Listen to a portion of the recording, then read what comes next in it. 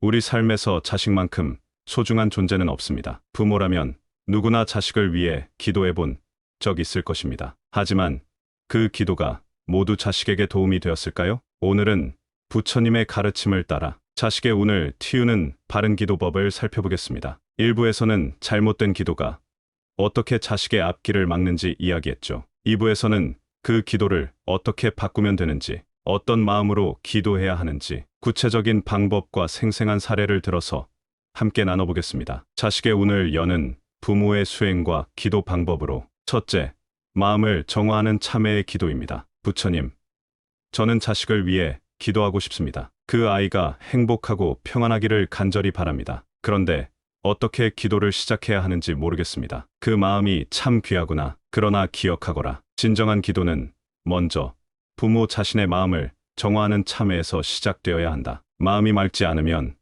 그 기도는 욕망이 되고 자식에게 무거운 짐이 되어 되돌아온다. 이렇게 기도하라. 오늘도 내 마음이 청정해지길 기도합니다. 마음이 모든 것의 근본이요.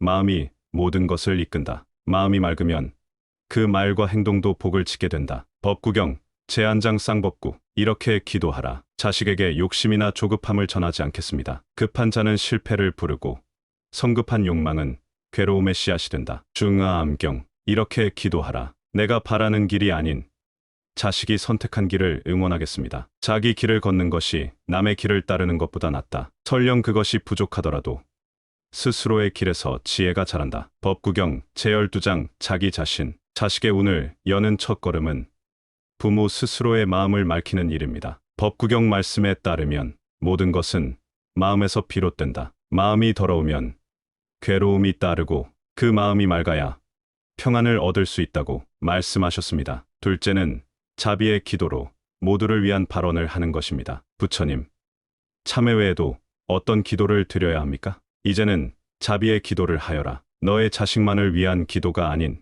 모든 생명의 행복을 기원하는 마음을 품거라. 그 기도가 넓고 깊을수록 자식에게도 큰 공덕이 되돌아간다. 이렇게 기도하라. 아이를 비롯한 모든 생명이 행복하길 기도합니다. 자비는 모든 존재를 향해 미움을 거두고 모든 중생에게 평등한 마음을 품는 데서 시작된다. 수타니파타. 이렇게 기도하라. 아이의 성장은 모든 중생의 복이 이어지기를 바라며 기도합니다. 복덕은 나 하나에 머물지 않고 타인을 위한 기원 속에서 더욱 커진다. 증일암경. 이렇게 기도하라. 내 마음이 자비로 가득 차길 바랍니다. 자비는 선한 행위의 바탕이며 그 마음에서 흘러나온 말과 행동은 누구에게도 해를 끼치지 않는다. 법구경 제5장 어리석음. 사랑이 자비로 확장될 때 기도는 더 이상 집착이 아닌 복이 됩니다. 자식을 향한 사랑이 자비로 승화될 때 그 기도는 더 넓은 하늘처럼 펼쳐지고 운명 또한 자유로워집니다. 셋째로 부모의 욕망을 내려놓은 수행입니다. 욕망은 괴로움의 씨앗이다. 부모가 이렇게 되어야 한다고 기도하는 순간 자식은 그 짐을 짊어지게 된다. 부처님, 바라는 것조차 내려놓아야 합니까? 그 마음이 자식을 위함이라 하여도 욕망과 집착으로 변질되면 해가 된다. 이루어지게 해달라는 기도보다 스스로의 길을 걸을 수 있게 도와주소서라는 기도가 참된 사랑이다. 그리고 더 강한 힘을 지닌다. 이렇게 기도하라. 아이의 삶이 평안하길 바랍니다. 마음이 평온하면 바람이 불어도 등불은 꺼지지 않는다. 법구경 제2장 마음. 이렇게 기도하라. 지혜와 용기로 스스로의 길을 선택하게 하소서. 스스로를 등불로 삼고 진리를 의지하여 나아가라. 지혜는 어둠을 밝히는 빛이다. 열반경. 진정한 사랑은 강요가 아닌 응원으로 자식을 자유롭게 합니다. 넷째로 있는 그대로 자식을 받아들이는 감사의 기도입니다. 감사의 기도는 어떻게 드려야 합니까? 자식이 자라지 못해도 그 존재 자체에 감사하라. 감사는 부모와 자식의 운명을 밝히는 등불이다. 이렇게 기도하라. 오늘도 아이가 내 곁에 있어 감사합니다. 지금 이 순간에 머무는 자는 진정한 수행자이다. 감사는 현재를 살아가는 지혜의 첫걸음이다. 자바암경. 이렇게 기도하라. 잘하지 못한 일조차 아이의 배움이라 여겨 감사드립니다. 실수도 가르침이 된다. 넘어짐을 통해 일어서는 자가 지혜로운이다. 법구경 제6장 현자. 감사는 자식을 있는 그대로 받아들이는 가장 고유한 사랑입니다. 자식을 있는 그대로 받아들이고 매일 감사의 마음을 보내는 것이 운명을 바꾸는 첫걸음입니다. 다섯째로 부모가 복을 짓는 기도입니다. 부처님, 자식을 위해 무엇을 해야 복이 될까요? 자식에게 직접 잘해주려 하기보다 타인을 위한 선행을 베풀어라. 그 공덕이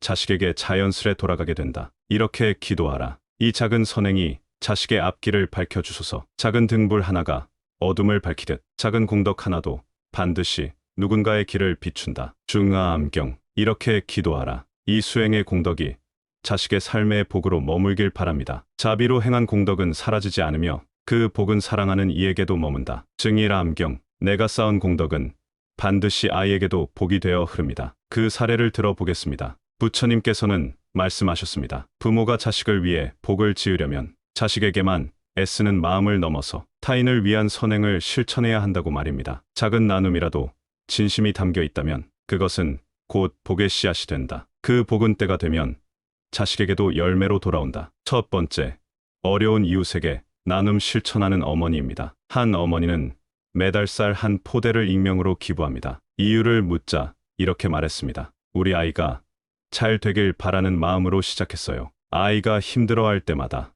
나보다 더 어려운 사람에게 손을 내밀면 아이의 마음이 덜 무거워질 것 같았거든요. 작은 등불 하나가 어둠을 밝히듯 작은 공덕 하나도 반드시 누군가의 길을 비춘다. 중아암경. 두 번째, 사찰 봉사에 참여하는 아버지입니다. 또 다른 아버지는 매주 토요일마다 사찰에 가서 대청소 봉사를 합니다. 그는 말합니다. 손에 잡히는 건 없지만 마음이 평안해집니다. 내 마음이 고요해질수록 아이에게도 더 부드럽게 말할 수 있어요. 그게 아이에게 제일 큰 복이 되는 것 같아요. 자비로 행한 공덕은 사라지지 않으며 그 복은 사랑하는 이에게도 머문다. 증일암경. 세 번째, 공덕을 쌓는 마음으로 하루를 사는 삶입니다. 복은 거창한 일이 아닙니다. 출근길에 웃으며 인사하는 것, 가족에게 따뜻한 말을 한마디 더 건네는 것, 쓰레기를 줍고 감사 인사를 남기는 것, 그 모든 작은 행동이 바로 공덕이 됩니다. 몸으로 짓는 선, 말로 짓는 선, 마음으로 짓는 선,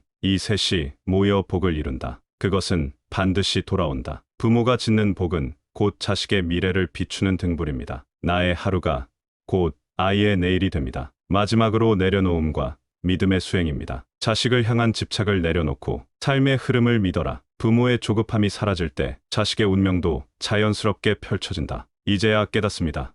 부처님, 저의 조급함이 자식의 길을 막고 있었음을. 부모의 진정한 기도는 자식이 자신의 길을 스스로 선택할 수 있도록 지혜와 용기를 전해주는 응원입니다. 욕망과 집착을 내려놓고 청정한 마음으로 기도할 때 자식의 운명은 고요히 그러나 단단하게 열립니다. 자식을 위한 기도는 욕망이 아닌 응원이 되어야 합니다. 오늘도 청정한 마음으로 자식을 위해 기도합시다. 부처님의 지혜로 삶의 길을 함께 밝혀나가겠습니다. 이 영상이 도움이 되셨다면 구독과 좋아요 부탁드립니다. 함께하는 마음이 세상을 바꿉니다. 시청해 주셔서 감사합니다. 관세음보살 댓글로 기도의 인연을 함께 나눠주세요. 좋아요와 구독, 알림 설정으로 따뜻한 인연을 나눠주세요.